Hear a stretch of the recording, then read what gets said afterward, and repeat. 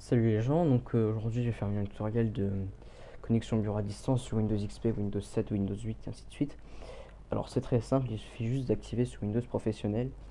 Vous allez dans panneau de configuration, sur Windows XP, Windows 7, Windows 8 professionnel, vous allez dans système, faites à distance. Et normalement ici il y a un formulaire qui va s'afficher, vous cochez les cases, vous faites appliquer.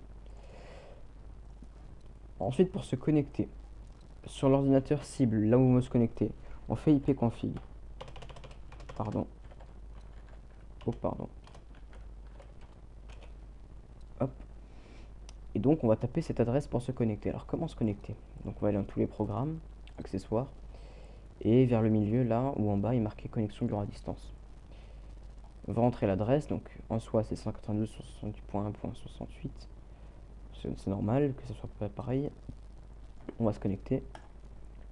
Alors sur l'ordinateur cible il faut qu'il y ait un mot de passe, sinon ça ne fonctionnera pas, je ne sais pas pourquoi. Donc voilà, on va juste réduire la fenêtre. Merde, excusez-moi. Plutôt cliquer là-dessus, voilà.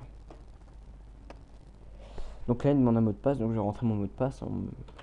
Voilà, c'est gaga, mais faut pas le dire faut le dire à personne. Donc là, il vient d'installer un service de clavier. Donc normalement, si on clique, alors si on clique par exemple EN FR, je vais voir quelque chose parce que je pense pas que ça s'affiche.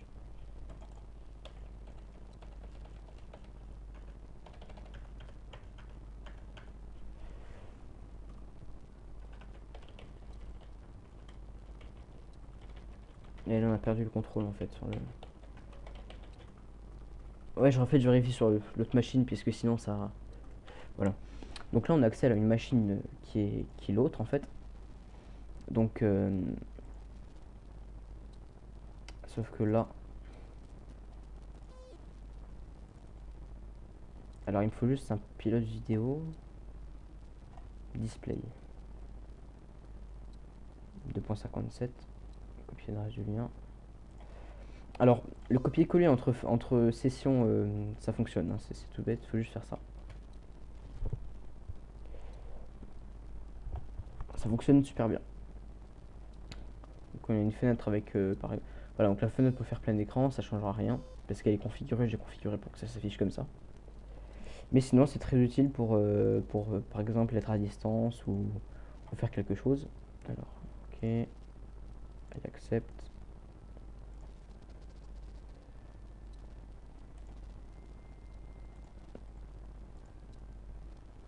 Paramètres. Ouais, donc là en fait on a configuré, donc on peut pas aller plus bas ni plus haut. Donc là pour redémarrer l'ordinateur on peut pas faire ça, on peut que faire déconnecter. Voilà.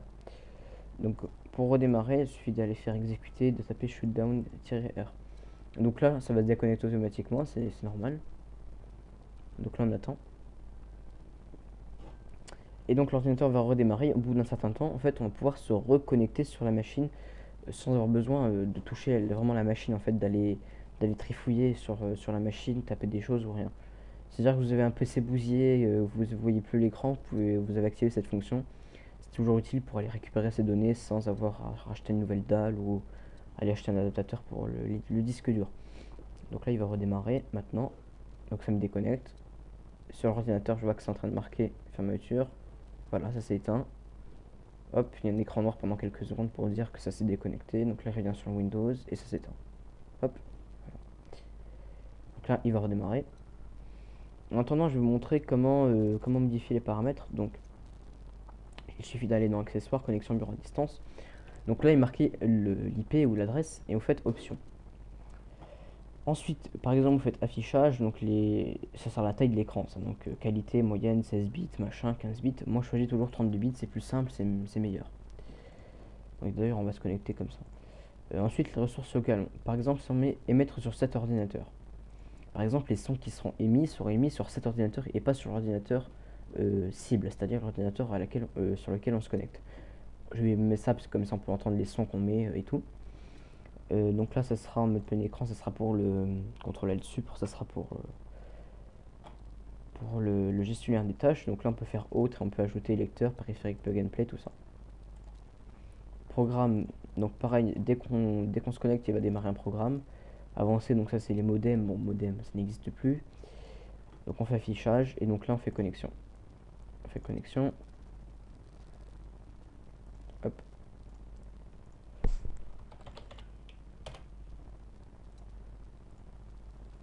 Il se connecte. Donc là, je vais entendre le bruit de démarrage de la session Windows, si je m'abuse. Oui, oui, j'ai entendu. Oui, c'est ça. Là, je vais faire fermer la session. Là, si je ferme la session, je serai toujours connecté à l'ordinateur distant, hein, par contre. Voilà. Hop, ah non, non, ça n'a pas fait cette fois-ci. Moi, c'est pas grave. On va relancer. On fait connexion. Donc là, je vais mettre le micro près du casque, comme ça on va pouvoir entendre.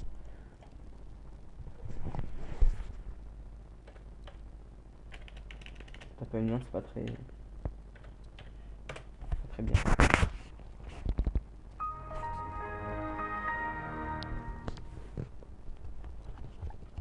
Donc voilà.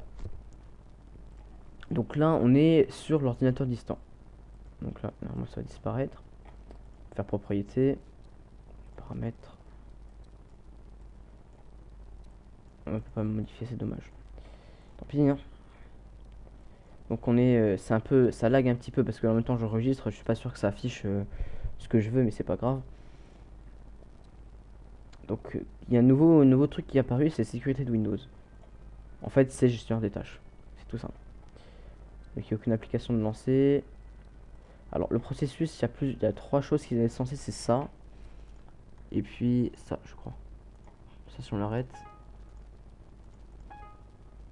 Voilà, on peut pas l'arrêter en fait. Bah tant pis, c'est pas grave. Par exemple, si je vais sur internet maintenant, je vais lancer.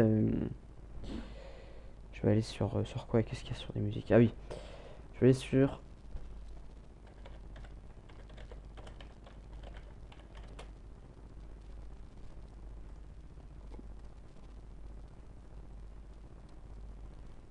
Oui, je sais, je fais un peu de pub gratuite, je m'en branle totalement.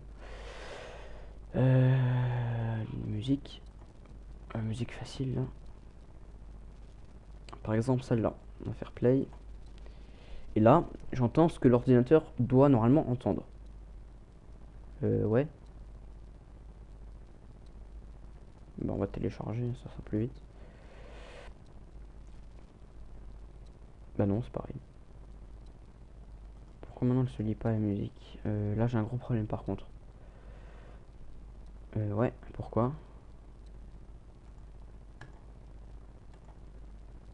Ah merde. Bon bah tant pis, on va enregistrer cette. Ah bah oui, j'ai pas le.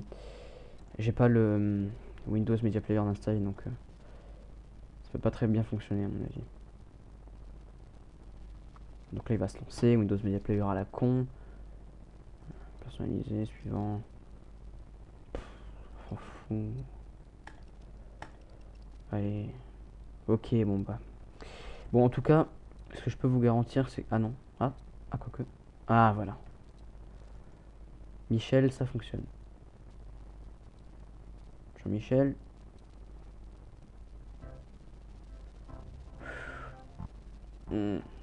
C'est un peu lag.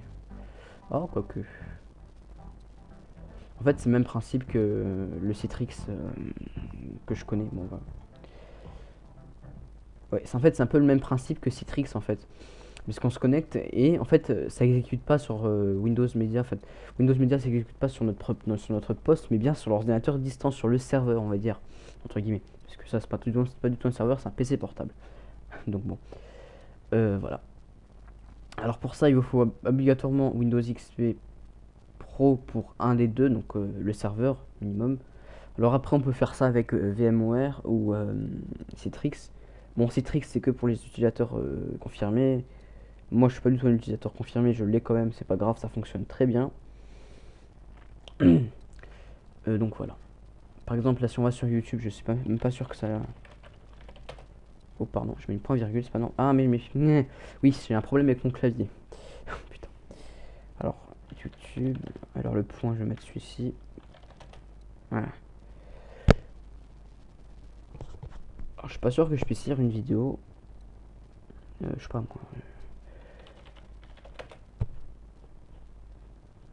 Oh putain, ça recommence, putain.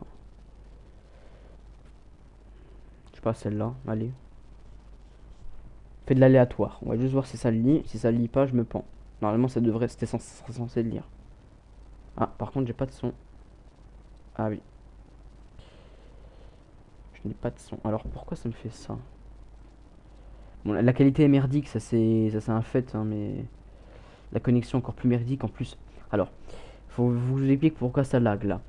Actuellement, je suis en train d'enregistrer, je suis en train de me connecter via un, un serveur qui est à côté, qui est connecté à la box, qui passe par la box, qui revient à mon PC, et pour tout ça pour afficher des images. Ça lag à mort. Bon, je vous assure, ça fonctionne. Il faut juste être sûr de ce qu'on fait. Voilà, on a quitté. Et donc, on peut faire des choses. Alors, pour quitter, on fait juste déconnecter, ça se déconnecte. Voilà. Donc là, on a fermé la session et on peut se reconnecter sur l'ordinateur serveur. Donc, voilà, je me suis reconnecté sur le PC portable. Et en fait, ça s'est conservé. J'ai toujours le fichier déception.mp3 qui est sur le bureau. Tout fonctionne comme il faut. Alors voilà. Alors, par exemple, on fait panneau de configuration. Alors, je sais qu'on peut se connecter avec plusieurs choses, avec plusieurs types de merde, excusez-moi, de logiciels, pas forcément Windows. Donc voilà. Là, je vais créer sur l'ordinateur distant un réseau, donc un réseau qui va permettre d'afficher des fichiers en ligne. Donc, on va créer un réseau tout de suite, ça prend pas beaucoup de temps. Je mets en pause et je reviens juste après. Voilà, donc là j'ai créé le réseau. Donc pour accéder au réseau, il suffit de faire clic droit, nouveau raccourci. Et donc, on va mettre double backslash. Alors pourquoi double backslash? Alors, un premier backslash, tout le monde sait que c'est pour les fichiers Windows. Donc voilà, on peut voir, donc ça affiche tout ce qu'il y a dans mon disque dur C. Mais double backslash, c'est pour afficher le réseau interne. Donc c'est-à-dire... pardon, je suis en train de juste terminer de configurer. Voilà. Voilà. C'est pour configurer le réseau... Oui, je vais redémarrer. C'est pour configurer le réseau interne. Donc double backslash 192.168.1.68. On fait entrer, donc là il va pas le trouver parce qu'il est déconnecté, mais c'est pas grave. Il redémarre juste. Hein. Mais on peut voir que si on se connecte, on peut partager des fichiers et en même temps, ce sera un ordinateur de partage de fichiers et un ordinateur de partage ça sera la virtualisation en fait. Ça s'appelle de la virtualisation tout simplement. Voilà. Donc là, je sais pas combien je suis de vidéos, j'abuse un petit peu, mais c'est pas très grave. Donc voilà, je couperai au montage et puis c'est tout. Donc oui, ben, Windows n'a pas encore démarré, donc bon, c'est pas grave. Je m'en pose et je reviens juste après. Donc voilà. Alors Windows, j'ai pas démarré la session, donc je sais pas comment ça va se comporter. Hein. On va voir.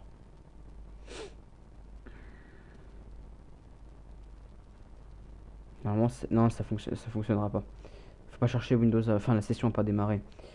Ouais, il faut juste que, ouais, ça peut pas fonctionner.